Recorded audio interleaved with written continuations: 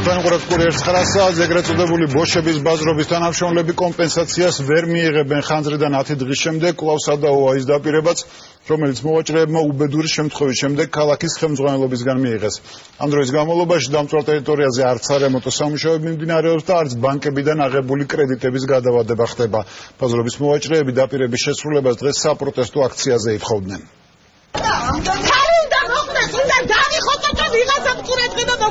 ეგრეთ წოდებული ბოშების ბაზრობის თანამშრომლები თბილისის მერიისგან დანაპირების შესრულებას ითხოვენ. დაზარალებულები ამბობენ, რომ თბილისის მერი ბანკებთან შუამდგომლობას დაპირდა, თუმცა მათი თქმით ბანკებმა კრედიტების გადავადებაზე უარი თქვეს.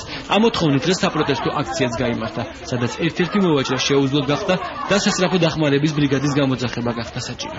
გუშინ გამოგვიცხადეს, რომ არ გაამტკიცა ბანკმა ეს დახმარება და ვჩებით არც ადგილი ჩანს, არც დახმარება ჩანს. საერთოდ არაფერი არ ჩანს და რა გავაკეთოთ ჩვენ? შეგვიდნენ რომ კომპენსაციას მოგცემდნენ, მაგრამ ახლა ამბობენ რომ ბანკს მიმართეთო. რა ვქნათ არ ვიცით. ხანძრისგან დაზარალებულებს პრეტენზიები ბაზრის ინფრასტრუქტურის აღდგენასთან დაკავშირებითაც აქვთ. ეს ადგილი ზუსტად ისე გამოიყურება, როგორც პირველ დღეს. 2500 კვადრატულ მეტრზე მოწყობილი ბაზრობა ერთი კვირის წინ ხანძარმა გაანადგურა. ნორმალია დაკვირდა, მე ვიქნები გარანტი თქვენსა და დირექციას შორის, რომ დაზარალებულებმა ერთჯერადი დახმარება მოგცეთ.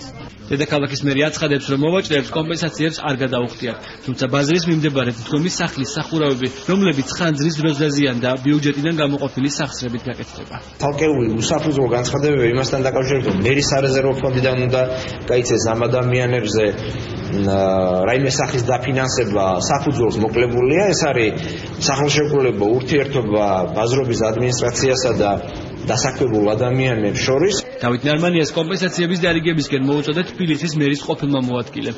ირაკლი აბესაძე აცხადებს, რომ ქალაქის მთავრობა ვალდებულია დაზარალებულებს ფულადი დახმარება სარეზერვო ფონდიდან გამოუყოს.